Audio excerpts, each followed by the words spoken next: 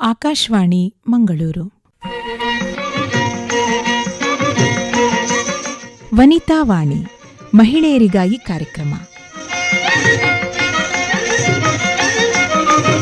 ಕೇಳುಗರೆ, ನಿಮಗೆಲ್ಲ ಇಂದಿನ ಕಾರ್ಯಕ್ರಮಕ್ಕೆ ಸ್ವಾಗತ.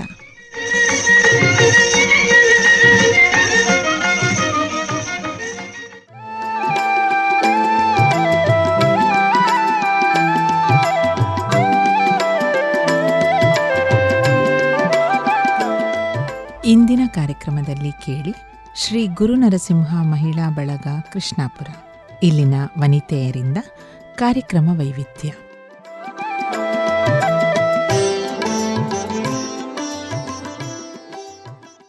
ಡಾರ್ವಿನನ ವಿಕಾಸವಾದದಂತೆ ಅರಳಿ ನಿಂತ ಜೀವ ಸಂಕುಲ ಸಂಸ್ಕೃತಿ ಸಂಸ್ಕಾರಗಳ ಸತ್ವಗಳನ್ನು ತತ್ವಗಳನ್ನು ಅವುಗಳ ಕಂಪನ್ನು ಸಾಂಸ್ಕೃತಿಕ ರಂಗಗಳಲ್ಲೂ ಸಾಕಾರಗೊಳಿಸುತ್ತಾ ಇದೆ. ಇದೀಗ ನಮ್ಮ ಮಣ್ಣಿನ ಘಮವನ್ನು ನಿಮ್ಮೊಂದಿಗೆ ಹಂಚಿಕೊಳ್ಳುವ ಆಶಯದಿಂದ ಆಕಾಶವಾಣಿಯ ವನಿತಾವಾಣಿಯಲ್ಲಿ ನಾವು ಶ್ರೀ ಗುರುನರಸಿಂಹ ಮಹಿಳಾ ಬಳಗ ಕೃಷ್ಣಾಪುರದವರು ಜೊತೆಯಾಗುತ್ತಾ ಇದ್ದೇವೆ. ಮೊದಲ ಪ್ರಸ್ತುತಿ ದೇವರ ಸ್ತುತಿ. ಎಲ್ಲವೂ ನಿನ್ನಿಚ್ಛೆಯಂತೆಯೇ ನಡೆದಿರಲು ನೀನೆ ಭವಸಾಗರವ ದಾಟಿಸುವ ಹಡಗು.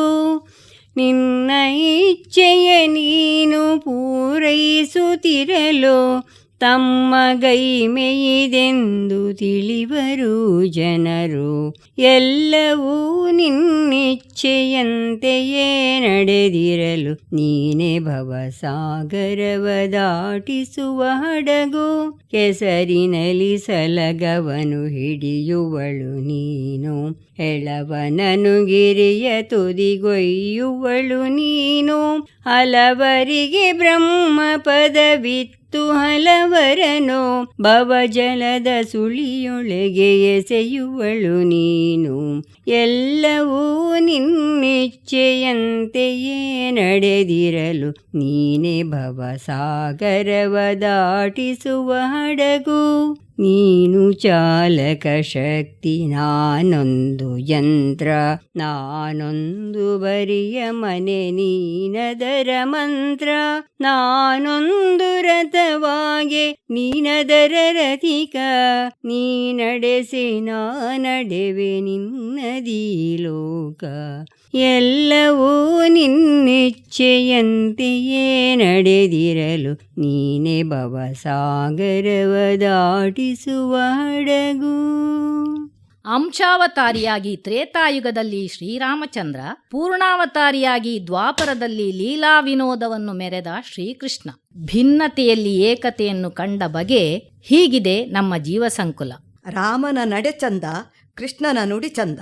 ರಾಮನ ಜನನ ನಡು ಮಧ್ಯಾಹ್ನವಾದರೆ ಕೃಷ್ಣನ ಜನನ ನಡುರಾತ್ರಿ. ಬೇಸಿಗೆ ಕಾಲದಲ್ಲಿ ರಾಮನ ಜನನವಾದರೆ ಬೋರ್ಗೆರೆಯುವ ಮಳೆಗಾಲದಲ್ಲಿ ಕೃಷ್ಣನ ಜನನ. ರಾಮ ಹಿರಿಯ ಮಗನಾದರೆ ಕೃಷ್ಣ ಕೊನೆಯ ಮಗ. ರಾಮ ಶುಕ್ಲ ಪಕ್ಷವಾದರೆ ಕೃಷ್ಣ ಕೃಷ್ಣ ಪಕ್ಷ. ರಾಮನ ಬದುಕು ತೆರೆದಿಟ್ಟ ಪುಸ್ತಕವಾದರೆ ಕೃಷ್ಣನದ್ದು ರಹಸ್ಯ ನಿಗೂಢ. ರಾಮ ಏಕಪತ್ನಿ ವ್ರತಸ್ಥ, ಕೃಷ್ಣ 16,108 ಪತ್ನಿಯರ ವಲ್ಲಭ. ರಾಮ ಮರ್ಯಾದಾವತಾರ, ಕೃಷ್ಣ ಲೀಲಾವತಾರ. ಕೃಷ್ಣನ ನುಡಿ ಭಗವದ್ಗೀತೆ, ರಾಮನ ನಡೆ ರಾಮಾಯಣ. ಕೃಷ್ಣನ ಸಿದ್ಧಾಂತ ರಾಮನ ಆಚರಣೆ. ರಾಮನೇ ಯುದ್ಧ ಮಾಡಿ ಗೆದ್ದ ಕತೆ ರಾಮಾಯಣವಾಯಿತು. ಕೃಷ್ಣ ಯುದ್ಧವನ್ನೇ ಮಾಡದೆ ಗೆದ್ದ ಕತೆ ಮಹಾಭಾರತವಾಯಿತು. ಕೃಷ್ಣಂ ಒಂದೇ ಜಗದ್ಗುರು. ಕೃಷ್ಣ ಹುಟ್ಟಿದ್ದು ಕ್ರಿಸ್ತಪೂರ್ವ 3228 ಜೂನ್ 19ರಂದು, ಅಂದರೆ 5253 ವರ್ಷಗಳ ಹಿಂದೆ. ಕೃಷ್ಣ 126 ವರ್ಷ 8 ತಿಂಗಳು 7 ದಿನಗಳ ಕಾಲ ಬದುಕಿದ್ದ. ಕೃಷ್ಣ 89 ವರ್ಷದವನಿದ್ದಾಗ ಕುರುಕ್ಷೇತ್ರ ಯುದ್ಧ ನಡೆಯಿತು. ಕುರುಕ್ಷೇತ್ರ ಯುದ್ಧ ನಡೆದು 36 ವರ್ಷಗಳ ಬಳಿಕ ಕೃಷ್ಣನ ಮರಣ. ಫೆಬ್ರವರಿ 18 ಪೂರ್ವಶಕ 3102 ಜರ ಎನ್ನುವ ಬೇಟೆಗಾರರಿಂದ ಹತ್ಯೆ ಆಯಿತು. ಭೂತಕಾಲ ಮತ್ತು ಭವಿಷ್ಯವನ್ನು ಅರಿಯುವ ವಿಶೇಷ ದೈವೀ ಶಕ್ತಿ ಕೃಷ್ಣನಿಗಿತ್ತು. ಯುದ್ಧ ಭೂಮಿಯಲ್ಲಿ ಕೃಷ್ಣ ಅರ್ಜುನನಿಗೆ ಬೋಧಿಸಿದ ಮಹಾನ್ ಸಾಲುಗಳೇ ಭಗವದ್ಗೀತೆ. ತ್ರೇತಾಯುಗದಲ್ಲಿ ಶ್ರೀರಾಮಚಂದ್ರಮ 11,000 ವರ್ಷಗಳ ತನಕ ಬದುಕಿ ಬಾಳಿ ಅನಂತರ ಸರಾಯು ಯುದ್ಧದಲ್ಲಿ ನಿರಾಯಾಣ ಹೊಂದಿದನು. ಕುರುಕ್ಷೇತ್ರದ ರಣಾಂಗಣದಲ್ಲಿ ಶ್ರೀಕೃಷ್ಣನು ಪಾರ್ಥನಿಗೆ ಬೋಧಿಸಿದ ಭಗವದ್ಗೀತೆಯ 7ನೇ ಅಧ್ಯಾಯದ ಕೆಲವು ಶ್ಲೋಕಗಳು ಇದೀಗ. ರಸೋಹಮಪ್ಸು ಕೌಂತೆಯ ಪ್ರಭಾಸ್ಮಿ ಶಶಿಸೂರ್ಯಯೋಃ ಪ್ರಣವಃ ಸರ್ವವೇದೇಷು ಶಬ್ದಕ್ಕೆ ಪೌರುಷಂ ನೃಶೋ ಪುಣ್ಯೋ ಗಂಧಃ ಪೃಥಿವ್ಯಾಂ ಚ ತೇಜಶ್ಚಾಸ್ಮಿ ವಿಭಾವಸೌ ಜೀವನಂ ಸರ್ವಭೂತೇಷು ತಪಶ್ಚಾಸ್ಮಿ ತಪಸ್ವಿಷು ಬೀಜಂ ಮಾಂ ಸರ್ವಭೂತಾನಾಂ ವಿದ್ಧಿ ಪಾರ್ಥ ಸನಾತನಂ ಬುದ್ಧಿರ್ಬುದ್ಧಿ ಮತಾಮಸ್ಮಿ ತೇಜಸ್ತೇಜಸ್ವಿ ನಾಮಹಂ. ಭಗವಂತನು ಈ ಶ್ಲೋಕಗಳಲ್ಲಿ ನೀರಿನಲ್ಲಿರುವ ರಸ, ಸೂರ್ಯಚಂದ್ರರ ಪ್ರಕಾಶ, ವೇದಗಳ ಓಂಕಾರ, ಅಗ್ನಿಯ ತೇಜಸ್ಸು, ಭೂಮಿಯ ಸರ್ವ ಶಕ್ತಿಯೂ ನಾನೇ ಎಂದು ಪಾರ್ಥನಿಗೆ ಬೋಧಿಸುತ್ತಾ ಇದ್ದಾನೆ. ಮುಂದೆ ಸುಪ್ರಭಾತದ ಹಿತನುಡಿಗಳು ಈಗ ಕೇಳಿ. ವ್ಯಕ್ತಿಯ ಪರಿಚಯವಾಗುವುದು ಅವರ ಹೆಸರಿನಿಂದ, ಆದರೆ ಅವರ ನೆನಪು ಉಳಿಯುವುದು ಅವರ ವ್ಯಕ್ತಿತ್ವದಿಂದ. ಎಷ್ಟು ಕಡಿಮೆ ಮಾತನಾಡುತ್ತೀರೋ ಅಷ್ಟು ಬೆಲೆ ಜಾಸ್ತಿ. ಭಗವಂತನ ಮೇಲೆ ನಂಬಿಕೆ ಅಚಲವಾಗಿರಲು ಅದು ಜೀವನದ ಆಧಾರ. ಯಶಸ್ಸಿನ ಮೆಟ್ಟಲೇರಲು ಉತ್ತಮ ಸ್ನೇಹಿತನಿರಬೇಕು. ಸಾಧಿಸುವ ಛಲ ಇರಲು ವೈರಿಗಳಿರಬೇಕು. ಕಷ್ಟ ಕಾಲದಲ್ಲಿ ನಾವು ಕೇಳದೆ ಸಹಾಯ ಮಾಡಿದವರನ್ನು ಎಂದೂ ಮರೆಯಬಾರದು. ಜೀವನ ನಿತ್ಯ ಕಲಿಯುವ ಪಾಠಶಾಲೆ. ಕಲಿತ ಪಾಠ ಅರಗಿಸಿಕೊಳ್ಳುವುದೇ ಶ್ರೇಷ್ಠ ಕಲಿಕೆ.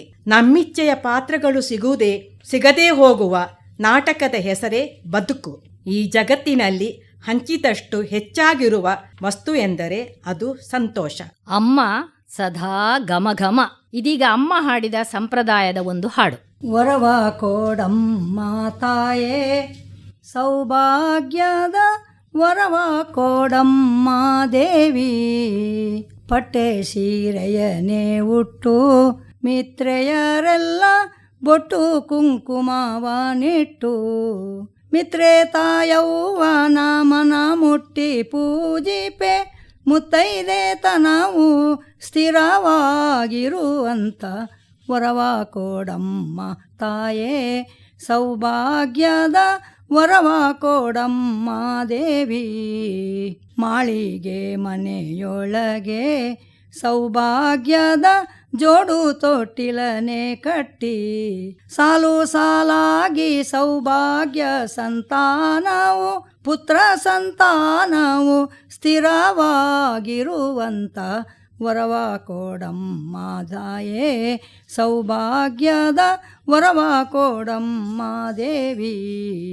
ಮಕ್ಕಳು ಮೊಮ್ಮಕ್ಕಳು ಧನ ಧಾನ್ಯ ಅಷ್ಟೈಶ್ವರ್ಯಗಳು, ಅಷ್ಟೈಶ್ವರ್ಯವು ಪುತ್ರ ಸಂತಾನವು ಕಟ್ಟಿದ್ದ ಸೂತ್ರವು ಸ್ಥಿರವಾಗಿರುವಂಥ ವರವ ಕೋಡಮ್ಮ ತಾಯೇ ಸೌಭಾಗ್ಯದ ವರವ ಕೋಡಮ್ಮ ದೇವಿ.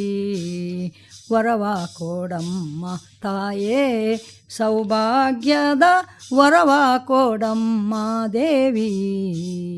ಸನಾತನ ಧರ್ಮದ ಆಚಾರ ವಿಚಾರಗಳನ್ನು, ಕಥಾನಕಗಳನ್ನು ಬಿಂಬಿಸುವ 18 ಪುರಾಣಗಳು ಯಾವುದು? ಅವುಗಳಲ್ಲಿರುವಂತಹ ಶ್ಲೋಕಗಳು ಎಷ್ಟು?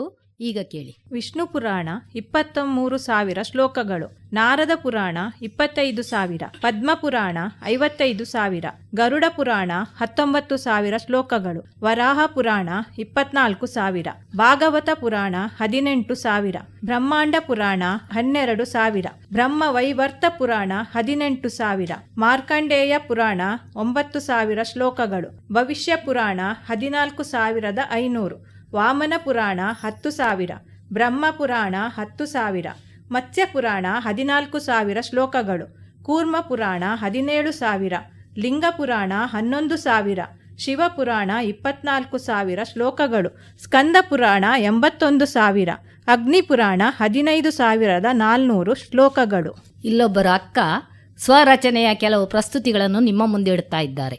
ಭಾರತ ಸುಂದರ ತುಣುಕುಗಳ ಸಮ್ಮಿಲನ, ಸುಲಲಿತ ಭಾಷೆಗಳ ಸಂಚಲನ, ಸುಮೇರು ತಾಣಗಳ ಸಂಮೋಹನ, ಸುರವರ ನದಿಗಳ ಸಮೂಹಗಾನ, ಸುನಾದ ಕವಿಗಳ ಸಮ್ಮಿಶ್ರಣ, ಸುವಿನಯ ವಿಜ್ಞಾನಿಗಳ ಸಮ್ಮಿಶ್ರಲೋಚನ, ಸುನಾದ ಮಾಹಿತಿಗಳ ಸೌಭಾಗ್ಯಕರಣ, ಸುಮೂರ್ತ ದೇಗುಲಗಳ ಸಂಸ್ಕರಣ, ಸುನೇತ್ರ ರೂಪಸಿಯರ ಸಮೂಹ ನರ್ತನ.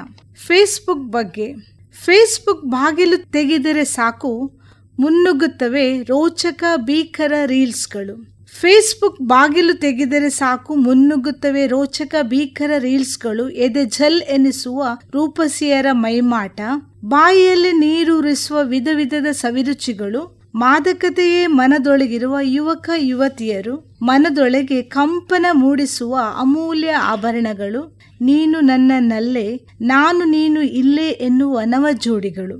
ಇವೆಲ್ಲದರ ಮಧ್ಯೆ ನಾನು ಕಳೆದು ಹೋಗುತ್ತಿದ್ದೇನೆಯೇ ಎಂಬ ಭಯ ನನಗೆ. ಹೆಣ್ಣು ಭರಭರದಲ್ಲಿ ಸೀರೆಯ ನೆರಿಗೆ ಚೆಲ್ಲಿಸುತ್ತಾ, ಮುಖದ ತುಂಬ ಉದ್ದವಾದ ನಗೆಯ ಬೀರುತ್ತಾ, ಅಲ್ಲಿ ಇಲ್ಲಿ ನೆಲೆಯೂರಿದವರ ಸುತ್ತ ಮಂದಹಾಸ ಸೂಸುತ್ತಾ, ತನ್ನನ್ನೇ ಮರೆತು ಬೇಕಾಗಿದ್ದವರ ಬೇಗುದಿಗೆ ಒಳಗಾಗಿ ಅವೆಲ್ಲದರ ಕಂದಕಗಳಿಗೆ ಮಣ್ಣು ತುಂಬಿಸುತ್ತಾ, ತಮ್ಮದೇ ಜೀವಿಯ ಮನಗಳ ತೂತುಗಳನ್ನು ಸರಿಪಡಿಸುತ್ತಾ, ತನ್ನದೇ ಚಿಗುರುಗಳು ಆದರೆ ಅವುಗಳಿಗೆ ನೀರು ಹಾಕಿ ಪೋಷಿಸುತ್ತಾ, ಜೀವ ಜಗತ್ತಿನಲ್ಲಿ ದುಂಬಿಯಾಗಿ ಹೂವಾಗಿ ಹಣ್ಣಾಗಿ ಇರುತಿಹಳು ಈ ನಾರಿ. ಜೀವ ಜಗತ್ತಿನಲ್ಲಿ ದುಂಬಿಯಾಗಿ ಹೂವಾಗಿ ಹಣ್ಣಾಗಿ ಇರುತಿಹಳು ಈ ನಾರಿ. ದಾಸರ ಹಾಡಿಗೊಂದು ಭಗವಂತನ ಭಜನೆ ನಿಮ್ಮ ಮುಂದೆ, ಜೊತೆಗೆ ಅದರ ಅರ್ಥ ವಿಸ್ತಾರ. ಕೈಯ ತೋರೋ ಕರುಣಿಗಳ ರಸ, ಕೈಯ ತೋರೋ, ಕೈಯಲ್ಲಿ ತುಂಬ ಬೆಣ್ಣೆಯ ಕೊಡುವೆ, ಕೈಯ ತೋರೋ, ಕೈಯ ತೋರೋ ಕರುಣಿಗಳ ರಸ, ಕೈಯ ತೋರೋ, ಕೈಯಲ್ಲಿ ತುಂಬ ಬೆಣ್ಣೆಯ ಕೊಡುವೆ, ಕೈಯ ತೋರೋ, ಅಂಗುಲಿಯೊಳು ಹೊನ್ನುಂಗುರವಿಟ್ಟ, ಕೈಯ ತೋರೋ, ಅಂಗೈಯಲ್ಲಿ ಧ್ವಜ ಪದ್ಮರೇಖೆಯ, ಕೈಯ ತೋರೋ, ಶೃಂಗಾರದ ಶಂಖ ಚಕ್ರವ ಪಿಡಿದ, ಕೈಯ ತೋರೋ, ಅಂಗನೆಯರ ಜೊತೆ ಆಟವನಾಡಿದ, ಕೈಯ ತೋರೋ, ಕೈಯ ತೋರೋ ಕರುಣಿಗಳ ರಸ, ಕೈಯ ತೋರೋ, ಕೈಯ ತೋರೋ ಕರುಣಿಗಳ ರಸ, ಕೈಯ ತೋರೋ, ಗೊಲ್ಲರ ಮನೆಯೊಳು ಬೆಣ್ಣೆಯ ಕದ್ದ, ಕೈಯ ತೋರೋ, ಮಲ್ಲಿಗೆ ಜಾಜಿ ತುರುಬಿನಲ್ಲಿಟ್ಟ, ಕೈಯ ತೋರೋ, ಗೊಲ್ಲ ಪುತನಿಯ ಹಸುವನೆ ಹೀರಿದ, ಕೈಯ ತೋರೋ, ಮೆಲ್ಲನೆ ಕುಬ್ಜೆಯ ಡೊಂಕನು ತಿದ್ದಿದ, ಕೈಯ ತೋರೋ, ಕೈಯ ತೋರೋ ಕರುಣಿಗಳ ರಸ, ಕೈಯ ತೋರೋ, ಕೈಯ ತೋರೋ ಕರುಣಿಗಳ ರಸ, ಕೈಯ ತೋರೋ, ಏಕದನಿಯಲಿ ಕೊಳಲನೂದುವ, ಕೈಯ ತೋರೋ, ಆ ಕಾಳಿಂಗನ ಹಿಡಿದೆಳೆದಂತ, ಕೈಯ ತೋರೋ, ಆಕಾಶದ ಆ ಚಂದ್ರನ ತೋರಿದ, ಕೈಯ ತೋರೋ, ಶ್ರೀಕಾಂತ ಗುರು ಶ್ರೀ ಪುರಂದರ ವಿಠಲ, ಕೈಯ ತೋರೋ, ಕೈಯ ತೋರೋ ಕರುಣಿಗಳ ರಸ, ಕೈಯ ತೋರೋ, ಕೈಯ ತೋರೋ ಕರುಣಿಗಳ ರಸ, ಕೈಯ ತೋರೋ, ಕೈಯಲ್ಲಿ ತುಂಬ ಬೆಣ್ಣೆಯ ಕೊಡುವೆ, ಕೈಯ ತೋರೋ, ಕೈಯಲ್ಲಿ ತುಂಬ ಬೆಣ್ಣೆಯ ಕೊಡುವೆ, ಕೈಯ ತೋರೋ. ತಾಯಿ ಮಗುವನ್ನು ಮಾತಾಡಿಸುವ ಶೈಲಿಯಲ್ಲಿ ಈ ಕೀರ್ತನೆ ಇದೆ. ಶ್ರೀಕೃಷ್ಣನನ್ನು ಎಳೆಯ ಬಾಲಕನಾಗಿ ಭಾವಿಸಿಕೊಂಡು ಅವನ ಪುಟ್ಟದಾದ ಎಳೆಯ ಕೈಗಳನ್ನು ತೋರೆಂದು ಕೇಳುತ್ತಿದ್ದಾಳೆ. ಆ ನಿನ್ನ ಪುಟ್ಟ ಕೈಗಳಿಗೆ ಬೆಣ್ಣೆ ಕೊಡುವೆ ಎಂಬಲ್ಲಿಂದ ಆರಂಭವಾಗಿ ಅಲ್ಲಿಗೆ ನಿಲ್ಲದೆ ಆತ ಪುಟ್ಟ ಕೈ ಎಷ್ಟು ಮಹಿಮಾನ್ವಿತವಾಗಿದೆ ಎಂದು ತಿಳಿ ಹೇಳುವುದರೊಂದಿಗೆ ಆತನ ಲೀಲಾ ವಿನೋದಗಳನ್ನು ಸಾಹಸವನ್ನೂ ತಿಳಿ ಹೇಳುತ್ತದೆ. ಬೆರಳಲ್ಲಿ ಬಂಗಾರದ ಉಂಗುರ ಧರಿಸಿದ ಕೈ, ಅಂಗೈಯಲ್ಲಿ ಪದ್ಮರೇಖೆಗಳಿಂದ ಕೂಡಿದ ಕೈ, ಅಲಂಕಾರಿಕವಾದ ಶಂಖಚಕ್ರಗಳನ್ನು ಧರಿಸಿದ ಕೈ, ಗೋಪಿಕೆಯರೊಡನೆ ಆಟವಾಡಿದ ಕೈ, ಗೊಲ್ಲರ ಮನೆಯಲ್ಲಿ ಬೆಣ್ಣೆಯನ್ನು ಕದ್ದ ಕೈ, ಕೊಳಲನ್ನು ಊದುವ ಕೈ, ಚಂದ್ರನ್ನು ತೋರಿದ ಕೈ. ಹೇ ಕೃಷ್ಣ, ಆ ನಿನ್ನ ಅಂದವಾದ ಕೈಗಳನ್ನು ತೋರಿಸು. ಕೊನೆಯ ಚರಣಗಳಲ್ಲಿ ಆತನ ಬಾಲಲೀಲೆಗಳನ್ನು ಮೀರಿದ ಭಗವಂತನ ಮಹಿಮೆಯನ್ನು ದಾಸರು ಇಲ್ಲಿ ವರ್ಣಿಸಿದ್ದಾರೆ. ಗೋಕುಲದ ಶಿಶುಗಳನ್ನು ಕೊಂದ ಪೂತನಿನ ಪ್ರಾಣವನ್ನು ಹೀರಿದ ಕೈ, ಮಥುರೆಯಲ್ಲಿ ಕುಬ್ಜೆಯ ವಕ್ರತೆಯನ್ನು ಹೋಗಲಾಡಿಸಿದ ಕೈ, ಕಾಳಿಂಗನ ಹೆಡೆಯನ್ನು ತುಳಿದು ನರ್ತನ ಮಾಡಿದ ಆ ನಿನ್ನ ಪುಟ್ಟ ಕೈ, ಜೀವನಲ್ಲಿ ದೇವನನ್ನು ಕಾಣಿಸುವ ಉದಾತ್ತ ಕಲ್ಪನೆಯನ್ನು ಪುರಂದರದಾಸರು ನಮಗೆ ಈ ಪದ್ಯದಲ್ಲಿ ವಿವರಿಸಿದ್ದಾರೆ. ಮಾತನಾಡಿದ್ದು ಸಾಕು, ಅಕ್ಕ ಕೇಳುವ ಒಗಟಿಗೆ ಎಲ್ಲರೂ ಕಿವಿಯಾಗಿ ನಿಂತಿರಬೇಕು, ಉತ್ತರ ಹೇಳಬೇಕು. 5 ಮನೆಗೆ ಒಂದೇ ಅಂಗಳ. ಅಂಗೈ ಸರಿ. ಚಿಕ್ಕ ಮನೆ ತುಂಬಾ ಚಕ್ಕೆ ತುಂಬಿದೆ. ಹಲ್ಲು ಮತ್ತೆ ಬಾಯಿ. ನೆಲದ ಒಳಗೆ ಚಿನ್ನದ ಬೇರು. ಅರಸಿನ. ಸರಿಯಾದ ಉತ್ತರ. ಬೆಳ್ಳಿಯ ಕೈಗೆ ಹಸರು ರವಕೆ. ಕಡುಬು. ಸರಿ. ಊರುಂಟು ಜನರಿಲ್ಲ, ರಸ್ತೆ ಉಂಟು ವಾಹನವಿಲ್ಲ, ನದಿ ಉಂಟು ನೀರಿಲ್ಲ. ಏನದು? ಭೂಪಟ. ಫ್ಯಾಷನ್ ಲೇಡಿಗೆ ಒಂದೇ ಕಣ್ಣು. ಅದು ಸೂಜಿ, ನನ್ಗೊತ್ತುಂಟದು. ಸರಿ. ಕೂಗಿದರೆ ರಾವಣ, ಹಾರಿದರೆ ಹನುಮಂತ, ಕೂತರೆ ಮುನಿ. ಕಪ್ಪೆ. ಊರಿಗೆಲ್ಲ ಒಂದೇ ಹಪ್ಪಳ. ಚಂದ್ರ. ಹಪ್ಪಳ ಅಲ್ಲ, ಚಂದ್ರ ಅಲ್ದ. ಅವಳು ಹಪ್ಪಳ ಅಂತ ಹೇಳ್ತಲು. ಸರಿ ಸರಿ, ಹಪ್ಪಳ ಅಲ್ಲ, ಚಂದ್ರನೇ. ಅಣ್ಣ ತಮ್ಮಂದಿರು 3, ಒಬ್ಬ ತೇಲುತ್ತಾನೆ, ಇನ್ನೊಬ್ಬ ಮುಳುಗುತ್ತಾನೆ, ಮತ್ತೊಬ್ಬ ಕರಗುತ್ತಾನೆ. ತೇಲ್ತಾನೆ ಒಬ್ಬ, ವೀಳ್ಯದೆಲೆ ಅಲ್ವಾ? ಸರಿ. ಕರಗ್ತಾನೆ ಒಬ್ಬ, ಸುಣ್ಣ ಅಲ್ವಾ? ಹಾ ಸರಿ. ಅಡಿಕೆ ಅಲ್ವಾ? ಹಾ ಸರಿ ಸರಿ. ಬಿಡಿಸಿದರೆ ಹೂ, ಮಡಿಸಿದರೆ ಮುಗ್ಗು. ನಂಗದುಂಟು. ಏನು? ಕೊಡೆ ಕೊಡೆ ಕೊಡೆ. ಸರಿ ಸರಿ ಅಮ್ಮ. ಛತ್ರಿ. ರಾತ್ರಿ ರಾಜನಂತೆ ಸವಾರಿ, ಬೆಳಗಾದರೆ ಪರಾರಿ. ಚಂದ್ರ. ಹಾ ಸರಿಯಾದ ಉತ್ತರ. ರಾತ್ರಿ ಆದ್ರೆ ಚಂದ್ರ. ಸರಿ. ಸರಿ ಸರಿ. 12 ಜ್ಯೋತಿರ್ಲಿಂಗಗಳ ದರ್ಶನದಿಂದ ಜನ್ಮ ಪಾವನವಾದೀತು. ಅದು ಯಾವುದು, ಎಲ್ಲಿದೆ, ಅದರ ಮಹತ್ವ ಏನು ಹೇಳ್ತಾ ಇದ್ದಾರೆ. ಸೋಮನಾಥೇಶ್ವರ ಗುಜರಾತ್ನ ಸೌರಾಷ್ಟ್ರದಲ್ಲಿದೆ. ದರ್ಶನದಿಂದ ಸಂಪತ್ತು, ಶಾಂತಿ ಲಭ್ಯ. ಮಲ್ಲಿಕಾರ್ಜುನ ಆಂಧ್ರ ಪ್ರದೇಶದ ಶ್ರೀಶೈಲದಲ್ಲಿದೆ. ದುಷ್ಟ ಶಕ್ತಿಗಳಿಂದ ಮುಕ್ತಿ ಲಭ್ಯ. ಮಹಾಕಾಳೇಶ್ವರ ಮಧ್ಯಪ್ರದೇಶದ ಉಜ್ಜಯಿನಿಯಲ್ಲಿ ಸರ್ವ ಭಯ ನಿವಾರಣೆ.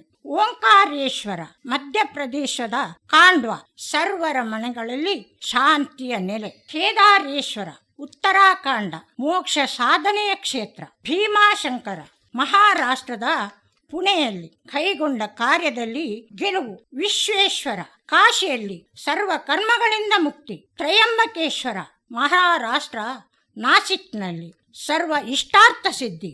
ವೈದ್ಯನಾಥೇಶ್ವರ ಜಾರ್ಖಂಡ್ ಸರ್ವ ರೋಗಗಳಿಂದ ಮುಕ್ತಿ. ನಾಗೇಶ್ವರ ಗುಜರಾತ್ನ ದ್ವಾರಕಾ ಸರ್ವ ಪಾಪಗಳಿಂದ ಮುಕ್ತಿ. ರಾಮೇಶ್ವರ ತಮಿಳುನಾಡು ಮರಣಾನಂತರ ಸ್ವರ್ಗ ಪ್ರಾಪ್ತಿ. ಕೃಷ್ಣೇಶ್ವರ ಮಹಾರಾಷ್ಟ್ರ ಔರಂಗಾಬಾದ್ ಜೀವನದಲ್ಲಿ ಸಮೃದ್ಧಿ. ಮಾರ್ಚ್ 8 ಮಹಿಳಾ ದಿನಾಚರಣೆ. ಎಷ್ಟು ಮಹತ್ವ, ಹೇಗೆ ಮಹತ್ವ ಹೇಳ್ತಾ ಇದ್ದಾರೆ ಕೇಳಿ. ಮಾರ್ಚ್ 8 ಅಂತಾರಾಷ್ಟ್ರೀಯ ಮಹಿಳಾ ದಿನ. ಮಹಿಳೆಯರಿಗಾಗಿಯೇ ಮೀಸಲಾಗಿರಿಸಿದ ಈ ದಿನವನ್ನು ಮಹಿಳೆಯರ ಮತದಾನದ ಹಕ್ಕು, ಲಿಂಗ ಸಮಾನತೆಯ ಹಕ್ಕು, ಸಾರ್ವಜನಿಕ ಹುದ್ದೆಯ ಹಕ್ಕು, ಹೀಗೆ 10 ಹಲವು ಅಗತ್ಯತೆಗಳಿಗಾಗಿ ಅಥವಾ ಹೋರಾಟಕ್ಕಾಗಿ ಬಳಸಲಾಗಿದೆ. 1977ರಲ್ಲಿ ಮಾರ್ಚ್ 8 ವಿಶ್ವಸಂಸ್ಥೆಯಲ್ಲಿ ಪ್ರಪ್ರಥಮವಾಗಿ ಅಂತಾರಾಷ್ಟ್ರೀಯ ಮಹಿಳಾ ದಿನವನ್ನಾಗಿ ಘೋಷಿಸಲಾಯಿತು. ರಾಷ್ಟ್ರೀಯ, ಜನಾಂಗೀಯ, ಭಾಷಾ, ಸಾಂಸ್ಕೃತಿಕ, ಆರ್ಥಿಕ ಅಥವಾ ರಾಜಕೀಯ ವಿಭಾಗಗಳನ್ನು ಪರಿಗಣಿಸದೆ ಮಹಿಳೆಯರು ತಮ್ಮ ಸಾಧನೆಗಾಗಿ ಗುರುತಿಸಲ್ಪಡುವ ದಿನವೇ ಅಂತಾರಾಷ್ಟ್ರೀಯ ಮಹಿಳಾ ದಿನ. ಮಹಿಳೆ ಎಂದಾಗ ಮೊದಲು ಕಣ್ಣಿಗೆ ಕಟ್ಟುವ ಜೀವ ಅಮ್ಮ. ಆಕೆ ಪ್ರೀತಿಯಲ್ಲಿ, ಕರ್ತವ್ಯದಲ್ಲಿ, ಸಾಧನೆಯಲ್ಲಿ ಎಲ್ಲದರಲ್ಲೂ ಸದಾ ಭತ್ತದ ಹೊರತೆಯೇ ಆಗಿದ್ದಾಳೆ. ಹೆಣ್ಣನ್ನು ಕ್ಷಮಯಾಧರಿತ್ರಿ ಎಂದು ವಿಶ್ಲೇಷಿಸಲಾಗಿದೆ.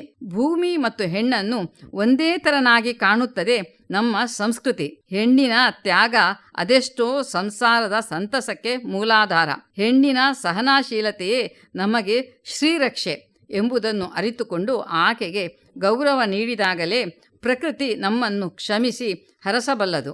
ಎಷ್ಟೊಂದು ಮಹಿಳೆಯರು ತಮ್ಮ ಅಂತಃಶಕ್ತಿಯ ಪ್ರೇರಣೆಯಿಂದಲೇ ಬಹಳಷ್ಟು ಸಾಧನೆಯನ್ನು ಮಾಡಿ ಯಶಸ್ಸಿನ ಶಿಖರವನ್ನು ತಲುಪಿದ್ದು ನಮ್ಮ ಕಣ್ಣ ಮುಂದೆ ಇದೆ. ಮಹಿಳೆಯೇ ಇಲ್ಲದ ವಿಶ್ವವನ್ನು ಊಹಿಸಲು ಸಾಧ್ಯವೇ? ಹರಿ ಓಂ. ಚೆನ್ನಾಗಿದೆ. ಇದೀಗ ಒಂದು ಕಿರು ಪ್ರಹಸನ, ಸೌಟುಗಳ ತಾಕಲಾಟ. ನಾನು ಗಂಜಿ ಸೌಟು, ದೊಡ್ಡ ಸೌಟು. ನಿಮಗೆಲ್ಲ ಏನು ಗೊತ್ತು ನನ್ನ ಮಹತ್ವ? ಅನಾದಿ ಕಾಲಿನಿಂದಲೂ ಜನರು ಬೆಳಿಗ್ಗೆ ಎದ್ದು ಕೆಲಸಕ್ಕೆ ಹೋಗುವ ಮೊದಲು ಕುಚ್ಚಲಕ್ಕಿ ಗಂಜಿ, ಅದರ ಮೇಲಿಷ್ಟು ತುಪ್ಪ, ಜೊತೆಗೆ ಮಾವಿನ ಮಿಡಿ ಉಪ್ಪಿನಕಾಯಿ ಹಾಕೊಂಡು ಊಟ ಮಾಡ್ಕೊಂಡು ಹೊರಟ್ರು ಅಂದ್ರೆ ಮಧ್ಯಾಹ್ನ ತನಕ ಹಸಿವೆಯೂ ಇಲ್ಲ, ಬಾಯಾರಿಕೆಯೂ ಇಲ್ಲ. ಹೌದೌದು, ನಿನ್ನದು ಭಾರಿ ಮಹತ್ವದ ಸೌಟು. ಸಾಕು ಸುಮ್ಮನಿರು. ಯಾವುದೇ ವಿಶೇಷ ಸಮಾರಂಭ ಇರ್ಲಿ, ಅಲ್ಲಿ ಅನ್ನ ಇರ್ಬೇಕು. ಅಂದ್ರೆ ಅನ್ನ ಬಡಿಸುವ ಅನ್ನದ ಸಟ್ಟುಗ ನಾನು ಇರಬೇಕು. ಅಲ್ಲ, ನಾನೇ ಇಲ್ಲದಿದ್ರೆ ಊಟ ಹೇಗಾಗುತ್ತೆ ಹೇಳು? ಏನು ಗಂಜಿ ಸೌಟಲ್ಲಿ ಅನ್ನವನ್ನು ಬಡಿಸಕ್ಕಾಗತ್ತಾ? ಆದ ಕಾರಣ ನಾನೇ ಮೇಲು. ನಿಲ್ಸಿ. ನಾನು ಸಾರಿನ ಸೌಟು. ಎಂತೆಂತ ಅನ್ನ ಬಡಿಸಿದ್ರು ನಾನು ಸುರಿಯುವ ಘಮ ಸಾರು ಬಿದ್ರೇನೆ ಊಟ ಕಳೆ ಕಟ್ಟೋದು, ಗೊತ್ತಾ? ಹೌದೌದು, ಊಟಕ್ಕೆ ಕಳೆ ನಿನ್ನೊಬ್ಬನಿಂದಲೇ ಬರುತ್ತೆ ಅನ್ಕೊಂಡಿದ್ಯಾ? ನಾನು ಸಾಂಬಾರ್ ಸೌಟು. ನಾನಿಲ್ಲದೆ ಏನೂ ಆಗೋಲ್ಲ. ವಿಧ ವಿಧ ತರಕಾರಿಗಳನ್ನು ಹಾಕಿ ತಯಾರು ಮಾಡಿದ ಸಾಂಬಾರನ್ನು ನಾನು ಬಡಿಸಿದಾರ ಜನ ಹೇಗೆ ಚಪ್ಪರಿಸಿಕೊಂಡು ತಿಂತಾರೆ ಗೊತ್ತಾ? ಸಾರ್ನ ಸೌಟಂತೆ. ಬಿಡು. ಅಬ್ಬಬ್ಬಬ್ಬಾ, ಎಲ್ರೂ ನನ್ನ ಮರೆತು ಹಾಗಿದೆ. ನಾನು ಪಲ್ಯದ ಸಟ್ಟುಗ. ಸಮಾರಂಭದ ಊಟದಲ್ಲಿ ಬಾಳೆ ಎಲೆ ಕೊನೆಯಲ್ಲಿ ನಾನು ಬಡಿಸಿದ ಪಲ್ಯ ಇದ್ರೇನೇ ನೋಡಲು ಚಂದ. ಮಾತಾಡ್ತಾರೆ. ಮಾತಾಡ್ಲಿ. ಹೌದೌದು. ಪಲ್ಯದವನೇ, ಸ್ವಲ್ಪ ಸುಮ್ಮನೆ ಇರ್ತೀಯಾ? ಎಲೆ ಚಂದ ಅಂತೆ, ಚಂದ. ವಿಶೇಷದ ಊಟದಲ್ಲಿ ಕೋಸಂಬರಿ ಇಲ್ದೆ ಹೋದ್ರೆ ಅದೆಂತ ಚಂದವ ಮಾರಾಯ. ಕೋಸಂಬರಿ ಬಡಿಸ್ಲಿಕ್ಕೆ ನಾನು ಬೇಕೇ ಬೇಕು. ಎಲ್ರೂ ಮಾತಾಡಿ ಆಯ್ತಾ? ನಾನು ಒಬ್ಬ ಇದ್ದೇನೆ. ಎಲ್ರಿಗೂ ಬೇಕಾಗುವ ಚಟ್ನಿ ಬಡಿಸೋ ಚಮಚ. ಊಟ ವಿಶೇಷದ್ದೇ ಆಗಿರಲಿ ಅಥವಾ ಗಂಜಿ ಊಟವೇ ಆಗಿರಲಿ, ಅಲ್ಲಿ ನನ್ನ ಇರುವಿಕೆಯ ಅಂದ್ರೆ ಚಟ್ನಿಯ ಅಗತ್ಯ ಇದ್ದೇ ಇದೆ. ಅದನ್ನು ಬಡಿಸಲು ನಾನು ಬೇಕೇ ಬೇಕು. ಮಾತಾಡ್ತಾರೆ. ಎಲ್ರೂ ನಿಲ್ಸಿ ಒಮ್ಮೆ. ಸುಮ್ಮನೆ ಬಿಟ್ರೆ ಎಲ್ರೂ ಮಾತಾಡ್ತಾನೆ ಇರ್ತಾರೆ. ನನ್ನಷ್ಟು ಅಂದರೆ ಉಪ್ಪಿನಕಾಯಿ ಚಮಚಕ್ಕೆ ಇರುವಷ್ಟು ಪ್ರಾಮುಖ್ಯತೆ ನಿಮಗೆಲ್ಲ ಎಲ್ಲಿಂದ ಬರುತ್ತೆ ಹೇಳಿ?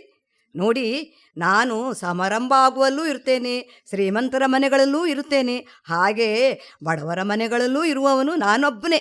ಅದು ಅಲ್ಲದೆ ಬರೀ ಊಟಕ್ಕಷ್ಟೇ ಅಲ್ಲದೆ ದೋಸೆ, ಇಡ್ಲಿ ಈ ಥರ ತಿಂಡಿ ಮಾಡಿದಾಗ ಗಡಿಬಿಡಿಯಲ್ಲಿ ಚಟ್ನಿ ಮಾಡಲು ಸಾಧ್ಯವಾಗದಾಗ ಉಪ್ಪಿನಕಾಯಿ ಚಮಚ ತಕೊಂಡು ಬಡಿಸಿಕೊಳ್ತಾರೆ ಗೊತ್ತಾ? ಏನು ದೊಡ್ಡದಾಗಿ ಮಾತಾಡ್ತಾರೆ. ಅಲ್ಲ, ನೀವೆಲ್ಲ ನಿಮ್ಮನ್ನು ಏನೆಂದು ಅಂದುಕೊಂಡು ಬೀಗ್ತಾ ಇದ್ದೀರಲ್ಲ? ಏನು ಹೇಳಲಿ, ನಾನು ಯಾರು ಗೊತ್ತೇ? ಸಕ್ಕರೆ ಚಮಚ. ಕಾಫಿ ಮಾಡಲು ಚಹಾ, ಕಷಾಯ ಮತ್ತು ಪಾನೀಯ ಎಲ್ಲದಕ್ಕೂ ನಾನು ಇರದಿದ್ದರೆ ಸೊಗಸಾಗಿರುವುದೇ? ಓ, ಏನ್ ಗಲಾಟೆ! ಈ ಚಿಕ್ಕ ಚಿಕ್ಕ ಚಮಚಗಳು ಮಾಡುವಷ್ಟು ಗಲಾಟೆ ದೊಡ್ಡ ದೊಡ್ಡ ಸೌಟುಗಳು ಮಾಡಲ್ಲ. ಸ್ವಲ್ಪ ಸುಮ್ಮನಿರಿ ನೋಡೋಣ. ನಾನ್ ಪಾಯಸ ಬಡಿಸೋ ದೊಡ್ಡ ಸೌಟು. ಬೇರೆ ಯಾವುದು ಬೇಡ ಅಂದ್ರು ಎಲ್ರು ಪಾಯಸ ಇಷ್ಟಪಟ್ಟು ತಿಂತಾರೆ, ಗೊತ್ತಾ? ನಿಲ್ಲಿಸಿ. ನಾನು ಬರುತ್ತಿದ್ದೇನೆ. ಅದೇನೇ ಇರಲಿ, ವಿಶೇಷವಾದ ಊಟವೇ ಇರಲಿ, ದಿನನಿತ್ಯದ ಊಟವೇ ಆಗಿರಲಿ, ನಾನು ಬಾರದೆ ಊಟ ಮುಗಿಯುವುದೇ ಇಲ್ಲ. ನಾನೇ ನೀರ್ಮಜ್ಜಿಗೆ ಸೌಟು. ತಿಂದ ಆಹಾರ ಸರಿಯಾಗಿ ಜೀರ್ಣ ಆಗಬೇಕಾದರೆ ಇಂಗು, ಶುಂಠಿ ಎಲ್ಲ ಹಾಕಿ ಮಾಡಿದ ಮಜ್ಜಿಗೆಯನ್ನು ನಾನು ಬಡಿಸಲೇಬೇಕು. ಗೊತ್ತಾಯ್ತಲ್ಲ? ಎಲ್ರೂ ಈಗ ಸುಮ್ಮನೆ ನೋಡೋಣ. ಗಪ್ಚಿಪ್. ನೋಡಿ, ಯಾರೋ ಮನುಷ್ಯರು ನಮ್ಮ ಕಡೆಗೆ ಬರ್ತಿದ್ದಾರೆ. ನಮ್ಮ ಡ್ಯೂಟಿ ಸಮಯ ಆಗಿರ್ಬೇಕು. ಈಗ ಜಗಳ ಬೇಡ. ನಾವು ಸೌಟು, ಸಟ್ಗ, ಚಮಚ ಅಂತ ಬೇರೆ ಬೇರೆ ಆದ್ರೂ ನಾವೆಲ್ಲ ಒಟ್ಟಾಗಿ ಬಡಿಸುವ ಖಾದ್ಯಗಳಿಂದ ಮನುಷ್ಯ ಸಂತೃಪ್ತನಾಗುತ್ತಾನೆ. ನಾವೆಲ್ಲ ಸುಮ್ಮನೆ ಜಗಳ ಮಾಡೋದು ಬೇಡ ಅಲ್ವೇ? ನೀವೆಲ್ಲ ಇದೊಂದು ಗಂಜಿ ಸೌಟು, ನಮಗೇನು ಬುದ್ಧಿ ಹೇಳುತ್ತಿದೆ ಇದು ಅಂದ್ಕೊಳ್ಬೇಡಿ. ಬಡವರಿಂದ ಬಲ್ಲಿದರ ತನಕ ಎಲ್ಲರಿಗೂ ನಾನು ಬೇಕೇ ಬೇಕು. ಅನಾದಿಯಿಂದ ಇಲ್ಲಿ ತನಕ ಆರೋಗ್ಯವಂತರಿಗೂ ಅನಾರೋಗ್ಯ ಪೀಡಿತರಿಗೂ ಎಲ್ಲರಿಗೂ ನನ್ನ ಸೌಟಿನಲ್ಲಿ ಬಡಿಸುವ ಗಂಜಿ ಅಗತ್ಯ ಇರುತ್ತದೆ. ಎಲ್ಲರೂ ಕೇಳಿ, ನಮ್ಮೊಳಗೆ ಈಗ ಜಗಳ ಬೇಡ. ನಾವೆಲ್ಲ ಎಲ್ಲರೂ ಒಟ್ಟಾಗಿ ಅನ್ನಬ್ರಹ್ಮನ ಸೇವೆಯಲ್ಲಿ ಒಂದಾಗಿರೋಣ. ಆಗದೆ ಆಗ್ಬಹುದು. ಆಗಲಿ. ಯಕ್ಷಗಾನದ ಒಂದು ಝಲಕ್.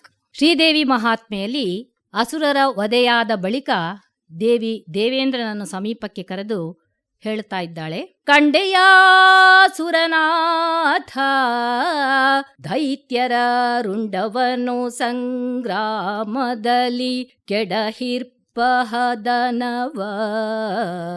ಚಂದವಾಗಿ.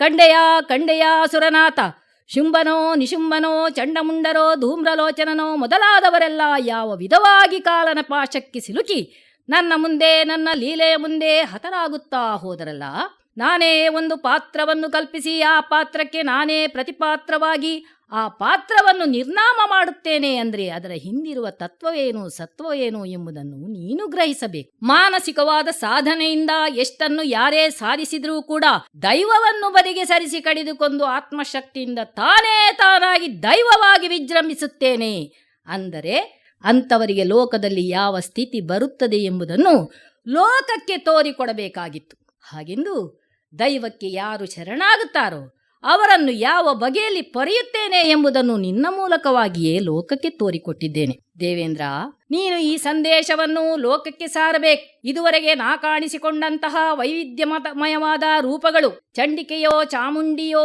ರಕ್ತೇಶ್ವರಿಯೋ, ಧೂಮಾವತಿಯೋ ಅಥವಾ ಚಾಂಬವಿಯೋ, ಈ ಎಲ್ಲ ರೂಪಗಳನ್ನು ಕೂಡ ಆಯಾಯ ಕಾಲದಲ್ಲಿ ಆಯಾಯ ಪ್ರದೇಶದಲ್ಲಿ ಆಯಾಯ ಜನಾಂಗದವರು ಪೂಜಿಸುತ್ತಾ ಅರ್ಚಿಸುತ್ತಾ ಬಂದ್ರು ಅಂತಾದ್ರೆ ಅಂತವರ ಸಕಲ ಇಷ್ಟಾರ್ಥಗಳನ್ನು ಪೂರೈಸುವ ಶಕ್ತಿಯಾಗಿ ನಾನು ನಿಮ್ಮಲ್ಲಿ ಬೆಂಗಾವಲಿಗೆ ನಿಲ್ಲುತ್ತೇನೆ.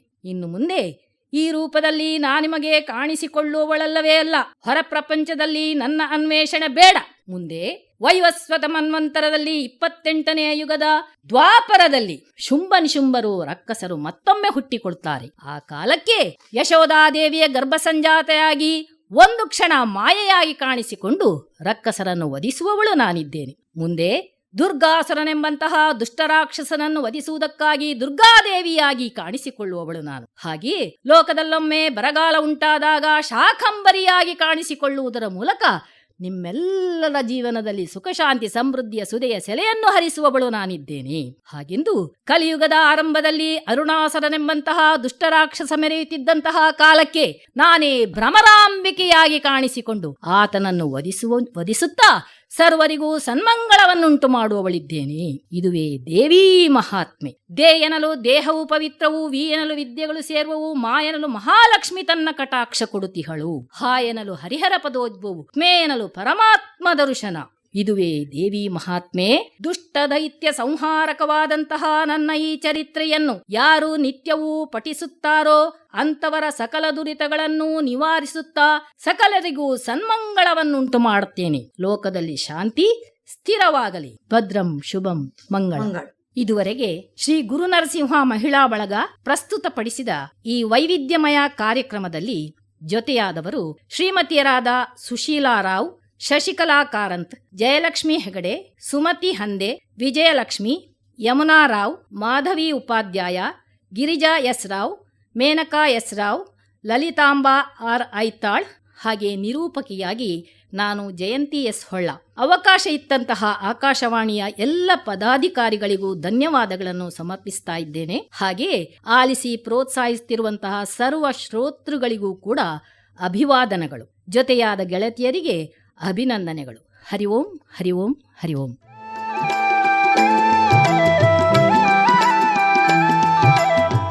ಇದುವರೆಗೆ ಶ್ರೀ ಗುರುನರಸಿಂಹ ಮಹಿಳಾ ಬಳಗ ಕೃಷ್ಣಾಪುರ ಇಲ್ಲಿನ ವನಿತೆಯರು ನಡೆಸಿಕೊಟ್ಟ ವೈವಿಧ್ಯಮಯ ಕಾರ್ಯಕ್ರಮ ಕೇಳಿದಿರಿ.